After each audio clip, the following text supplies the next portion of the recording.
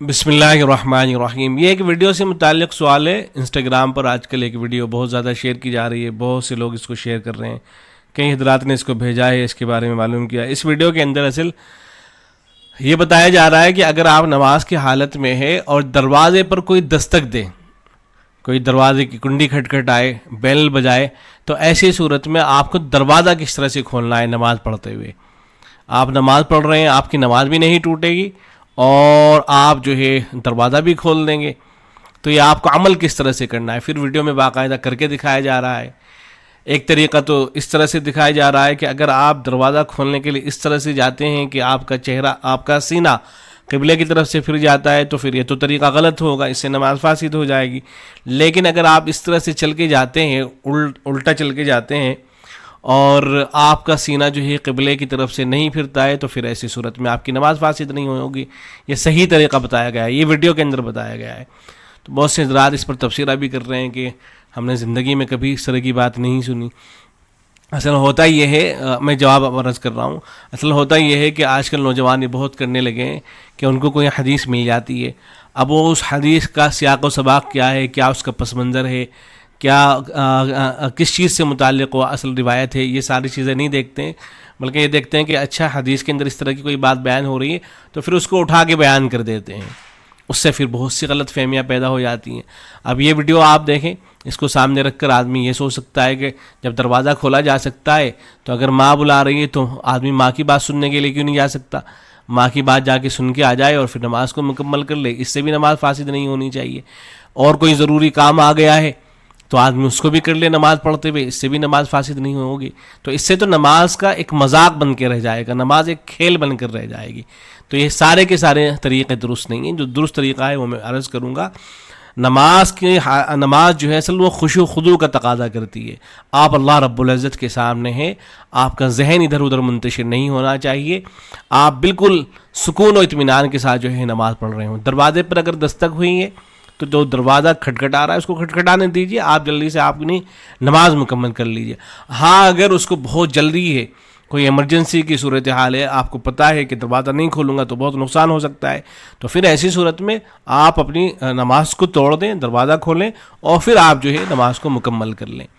تو یہ مسئلہ ہے۔ البتہ نمازی کی حالت میں اگر ایک دو قدم بڑھا کے آدمی دروازہ کھول دے تو اس کی گنجائش ہے۔ جو حدیث کے اندر آیا ہے وہ حدیث بھی میں سنا دوں گا آپ کو۔ تو اس حدیث کو سامنے رکھ کر اہل علم نے مسئلہ بیان کیا کہ آدمی اگر ایک دو قدم چلے اور ایک دو قدم چل کر کے دروازہ کھول دے تو ایسی صورت میں نماز فاسد نہیں ہوگی، نماز ہو جائے گی۔ تو اس کی تو گنجائش ہے۔ لیکن یہ جو ویڈیو کے اندر دکھایا جا رہا ہے کہ مستقل آدمی چل کے جا رہا ہے یا آدمی از خود جو ہے وہ چل کے جائے اور جا کے دروازہ کھولے پھر جو ہے نماز کو کنٹینیو کرے، تو یہ طریقہ صحیح نہیں ہوگا۔ اس لیے کہ اس صورت میں تو عمل کثیر لازم آ رہا ہے اور عمل کثیر کی وجہ سے نماز فاسد ہو جاتی ہے۔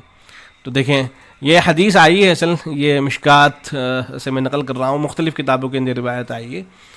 حضرت عائشہ رضی اللہ عنہ فرماتی ہیں کہ نبی اکرم صلی اللہ علیہ وسلم گھر میں نفل نماز میں مشغول ہوتے اور دروازہ بند رہا کرتا، تو میں گھر میں آتی اور دروازہ کھلواتی اور آپ صلی اللہ علیہ وسلم چل کر میرے لیے دروازہ کھول دیا کرتے تھے، پھر مصلی پر واپس آ جاتے اور اپنی نماز میں مشغول ہو جاتے۔ حضرت عائشہ صدیقہ رضی اللہ عنہ فرماتی ہیں کہ دروازہ قبلے کی جانب تھا، دروازہ جو تھا وہ قبلے کی جانب تھا۔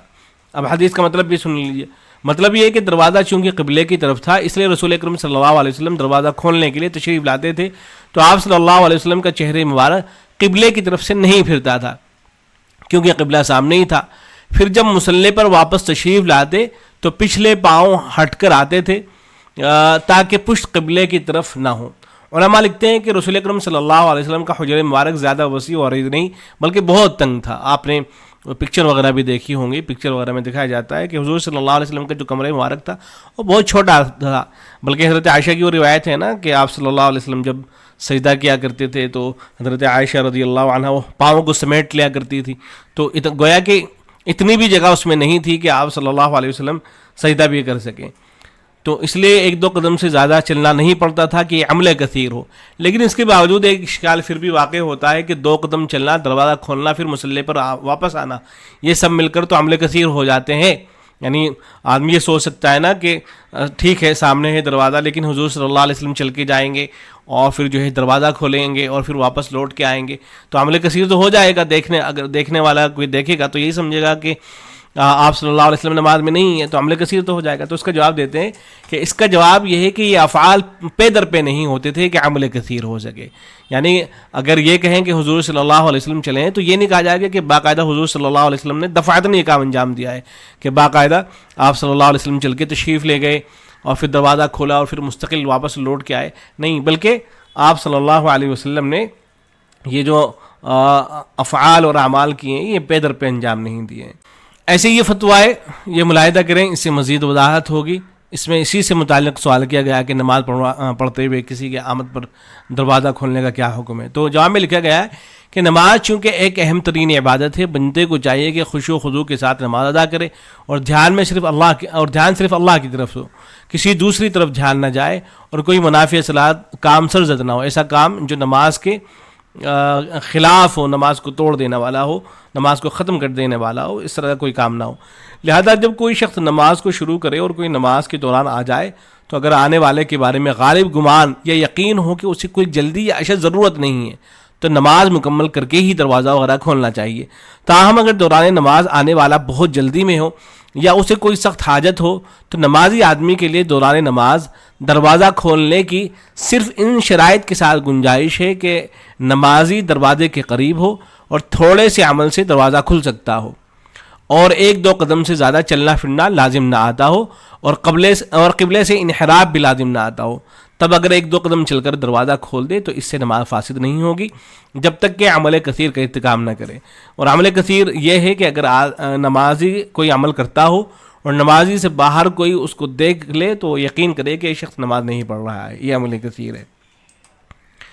ایسے ہی دارالعلوم دیوبند کا ایک فتویٰ ہے، اس میں اسی طرح کا سوال کیا گیا ہے. تو جواب میں لکھا گیا ہے کہ اگر کسی نے عمل قلیل کے ذریعے دروازہ کھولا ہے اس طور پر کہ نماز کی جگہ سے دروازے تک انحراف قبلہ کے بغیر 1 قدم چل کر آیا ہو، نیز اس کے علاوہ کوئی دوسرا مفسد صلاۃ عمل نہ پایا گیا ہو تو نماز فاسد نہیں ہوگی اور دوبارہ نماز شروع کرنے کی ضرورت نہیں. یعنی سائل نے پوچھا تھا کہ کیا اب اگر کوئی آدمی اس طرح سے چل لیتا ہے تو کیا دوبارہ نماز شروع کرے گا؟ تو اگر عمل قلیل کے ذریعے سے آدمی دروازہ کھول دیتا ہے تو اسے ظاہر ہے اسی نماز کو مکمل کرے گا، بلکہ اسی کو جاری رکھے اور نماز کی حالت میں کسی عذر کی بنا پر مثلا بارش ہونے لگے یا اگلی صف خالی ہو اور کوئی پچھلی صف میں تنہا ہو یا 2 آدمیوں کی جماعت میں تیسرا آدمی شریک ہو جائے تو امام آگے بڑھ جائے وغیرہ وغیرہ، مشی قلیل یعنی قبلے کی طرف سے رخ پھیرے بغیر 1 قدم آگے پیچھے دائیں بائیں ہو سکتا ہے، اس سے نماز فاسد نہیں ہوتی ہے. یہ اکثر لوگ بات نہیں جانتے ہیں کہ نماز میں اگر آدمی 1-2 قدم آگے پیچھے بڑھا لے تو اس سے نماز میں کوئی فرق نہیں پڑتا ہے. اسی طرح قبلے سے رخ پھیرے بغیر 1 قدم چلے، پھر 1 رکن کے بعد رک جائے، پھر اسی طرح چلے تو کسی عذر شدید کی بنا پر اس طرح کچھ دور تک چل بھی سکتا ہے. ہاں اگر 2 قدم بغیر توقف کے ایک ہی مرتبہ چل جائے یا چل کر مسجد سے نکل جائے یا جنگل اور میدان وغیرہ میں صفوں سے آگے بڑھ جائے تو ان صورت میں نماز فاسد ہو جائے گی. تو امید ہے کہ بات واضح ہوئی ہوگی، اس ویڈیو کو شیئر نہ کیا جائے.